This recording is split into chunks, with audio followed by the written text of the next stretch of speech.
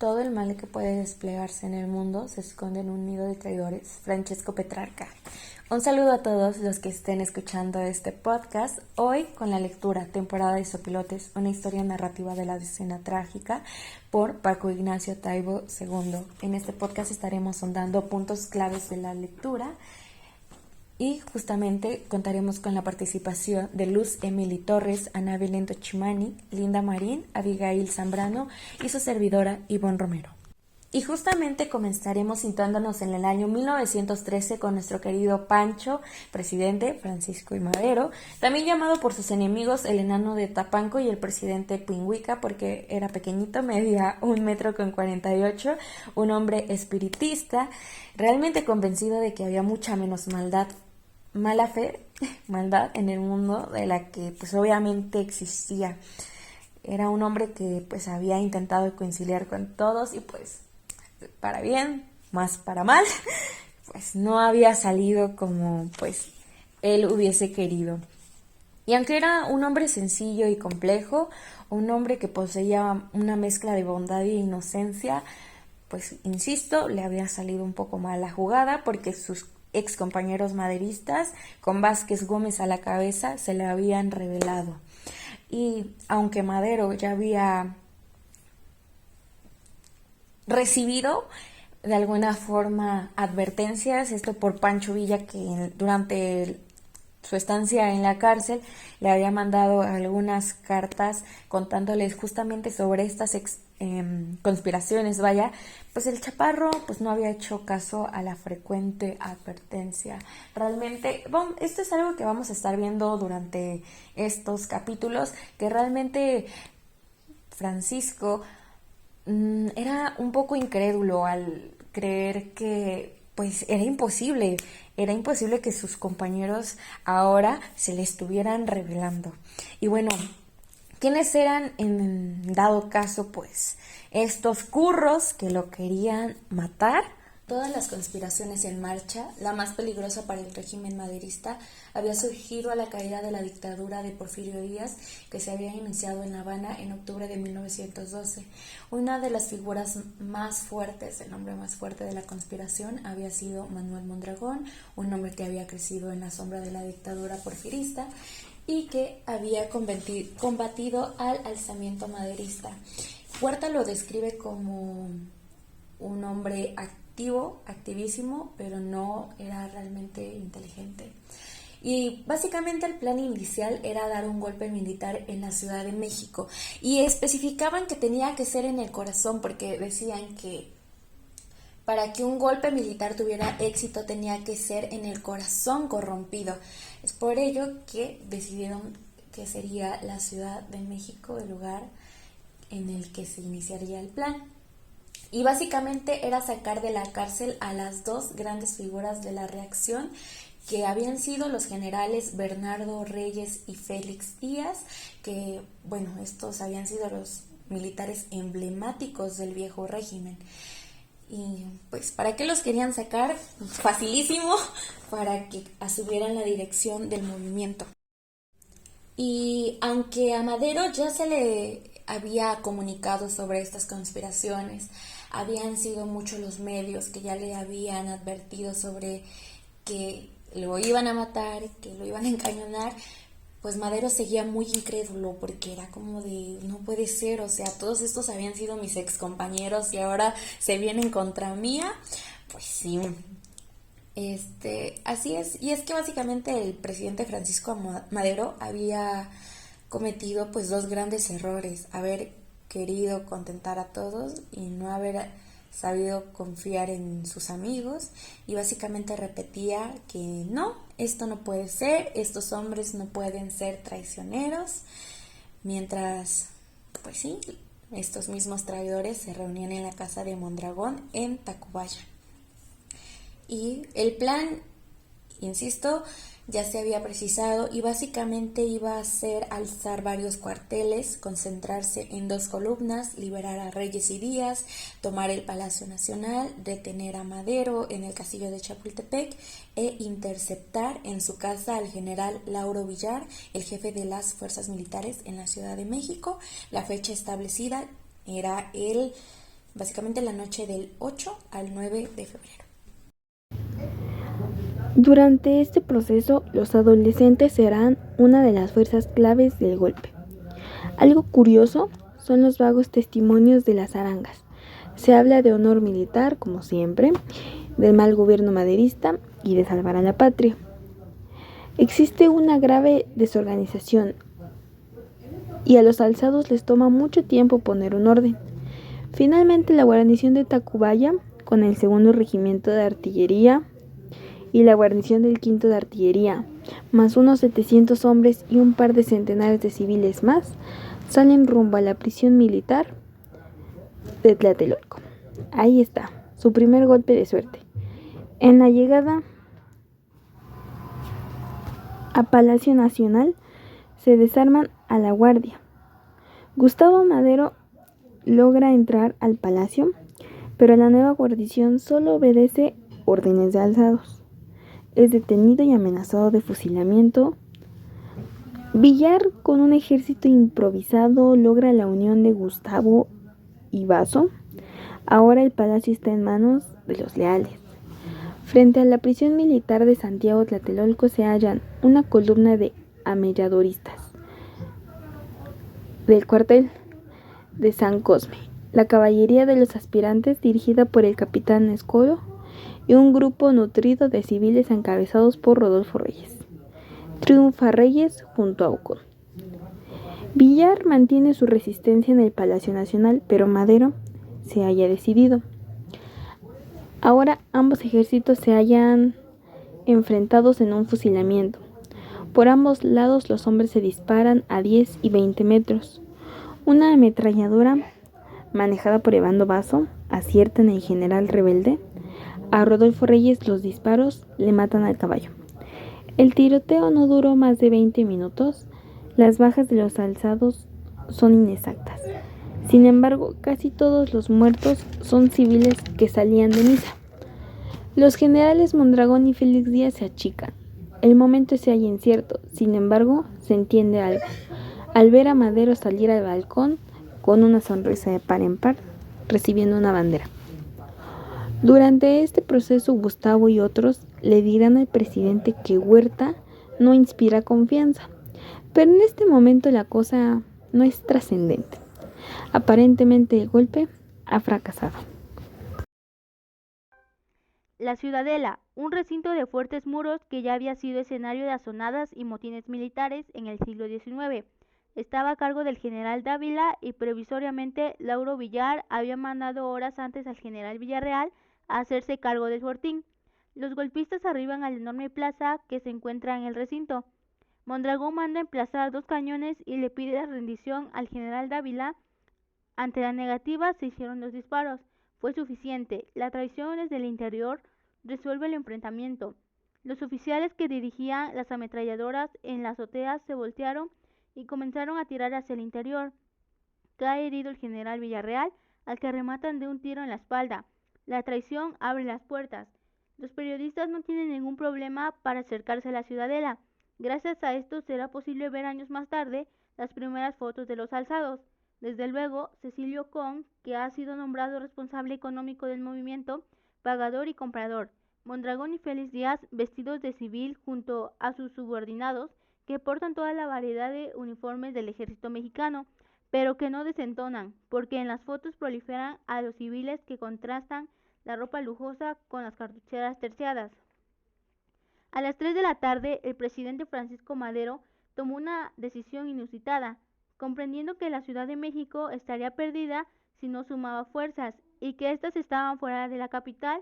Salió hacia Cuernavaca en un coche abierto. En un automóvil con unos cuantos hombres sin escolta militar, Madero se trasladó a Cuernavaca, donde estaba Felipe Ángeles con sus tropas. En Cuernavaca, Ángeles alojó al presidente en el Hotel Bellavista. ¿De qué hablaron Ángeles y el presidente? ¿Por qué Madero había elegido a Felipe Ángeles y no a otro de los generales que se encontraban en la ciudad tan próximas como Cuernavaca? Quizá porque era de los pocos militares que le daban confianza, quizá por razones más simples, porque a diferencia de la mayoría de los generales porfirianos, Ángeles era un hombre culto y además porque Felipe había sido su habitual compañero de paseo a caballo por Chapultepec, cuando era director del colegio militar. Madero ha dejado atrás una ciudad en armas en la que, sin embargo, no se combate. En la noche, Madero regresó en automóvil a la Ciudad de México, cubierto con varias mantas y con ángeles a su lado. Los 2000 hombres de la tropa del general se había estado concentrando en Cuernavaca y lentamente comienzan a movilizarse hacia la capital.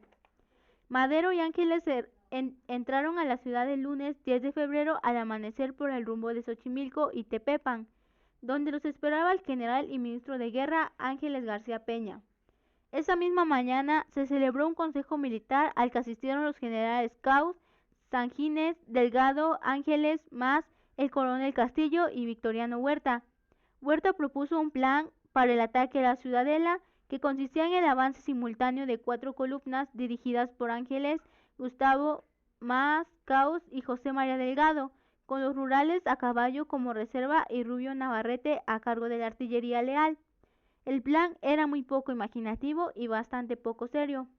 Hacia las 6 de la tarde, las tropas de Ángeles, unos 2000 hombres y una batería de artillería, habían llegado de Cuernavaca escalonadamente, muy cansados del viaje porque una parte del trayecto se había hecho a pie. También había arribado cuatro regimientos de rurales de Celaya y de Teotihuacán, y las tropas del Rubio Navarrete que venían de Querétaro. Había un cierto optimismo entre los leales porque se había logrado reunir a casi 6000 combatientes en contraste con los 2000 que se suponía mantenían la ciudadela, pero la lentitud de la contraofensiva dará a los golpistas 2 días para organizarse. Noche de tensión mientras las fuerzas leales se van aproximando a tomar las posiciones ordenadas. Henry Lee Wilson había presentado su credencial como embajador de los Estados Unidos. El presidente Madero se originaba una petición fallida y muy poco ortodoxa, pero quien comenzaba a intervenir de manera cada vez más agresiva ante la política mexicana. Wilson, mientras tanto, comenzaba a decir todo contra Madero. Era un lunático incapaz de dirigir al país. El primer día de golpe, la presidencia había estado viviendo en el palacio. Los cañones eran intensos, que muchos de los cristales de la ventana se rompían por la vibración.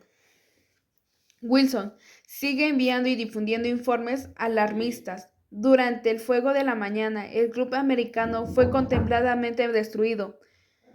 Wilson lo recibe rápidamente en el enviado de Huerta y le da a conocer los detalles de un plan que le permitía a Huerta y Félix en los que se encontraban cerrando filas y eliminando a Madero. Wilson no conocía a Victoriano Huerta, pero tenía un importante amigo en común que ofrecía todo tipo de referencias. Huerta y Díaz no se habían visto anteriormente y que Huerta solo buscaba el contacto. El general Aureliano Blanquet, al recibir a Madero, la banda general de la brigada había declarado: malas inteligencias no han extraviado el extremo de suponer un mal gobierno. México, de lenguas como de un taco. Parecía que Madero podía contar con Blanquet. Yo comenzaban las presiones en el interior del gobierno, por parte de algunos ministros, por otra parte, de la parte estimulada de Wilson en la diplomacia. El general Huerta ablandó los sectores más tibios del gabinete de Madero y mintió descaradamente sus comunicaciones a Washington. Los primeros ataques políticos van mucho más allá del golpe militar de Madero. Se mantendrían firmes. El panorama era tan holocausto en Bernardo Colac, del embajador español.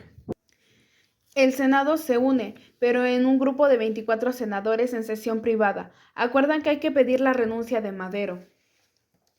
Huerta continúa la operación controlando al presidente, pero Adolfo no le permitió porque tiene miedo de intentar de que envenenen a Madero. Finalmente, y sin quede claro de quién es la iniciativa, se pacta un armisticio de 24 horas. La ciudadela, en 18 carros encargados de provisiones, violaban el armisticio. Victoriano intenta desmentir la información, pero opuesto al testigo termina diciendo que se trata de una maniobra táctica. Sánchez Azcona sorprende a Huerta en plena conferencia con García Granados. Huerta está preparando la traición, pero el presidente no reacciona ante sus renuncias y reclamos. Henry Lane Wilson escribe a Washington: el general Huerta me ha expresado el deseo de hablarme y lo haré durante el día. El presidente Madero se clasificó en demasiado suspicaz y ingenuidad de la que lo caracterizaba y se convirtió y repitiera en el general Huerta. Huerta, gobernador general de México, para que terminara con el caos. Sánchez, Oscona y Madero se encuentran conversando en el balcón de la esquina del sureste del palacio. Madero le suelta de sopetón: acabo de saber que algunos senadores, enemigos míos, lo invitarían a quien impongan mi renuncia. Henry Lane visitó ese día la Ciudadela para continuar el labor de meditación entre Félix y Huerta.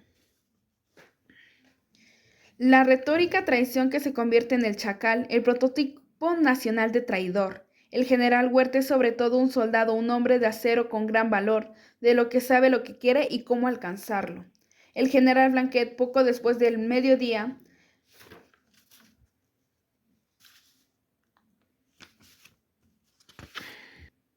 convocó al segundo jefe del 29 Batallón del coronel Toretero, Jiménez Ribol.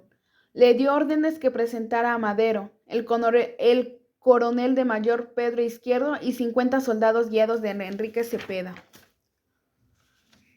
Madero aparece como el pelotón de la 29, representando armas. Blanquet se da cuenta de que puede desperdiciar la oportunidad y ordena la detención del vicepresidente Pino Suárez. Pino Suárez son encargados de uno de los departamentos de comandancia militar y trasladado después a la intendencia de Palacio.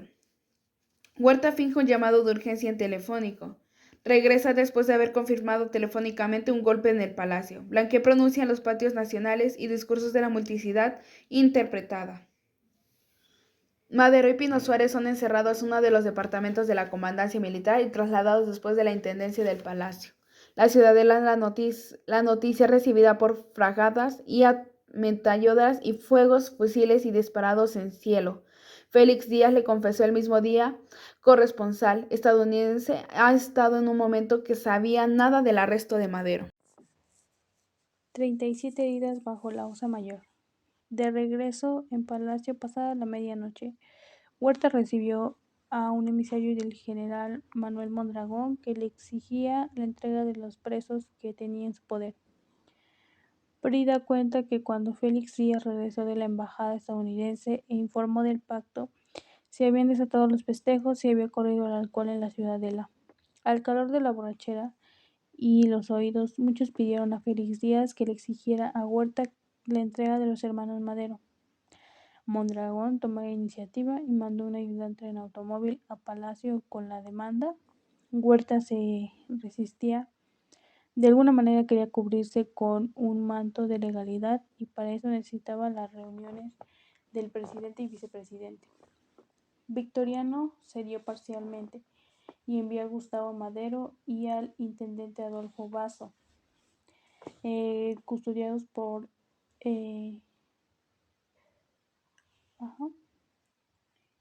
custodiados por el teniente Revilla, con la orden de que fueran entregados personalmente al general Mondragón, quien en presencia de Félix Díaz le dijo al capitán Zurita de la escuela de aspirantes: háganles lo que ellos le hicieron al general Ruiz.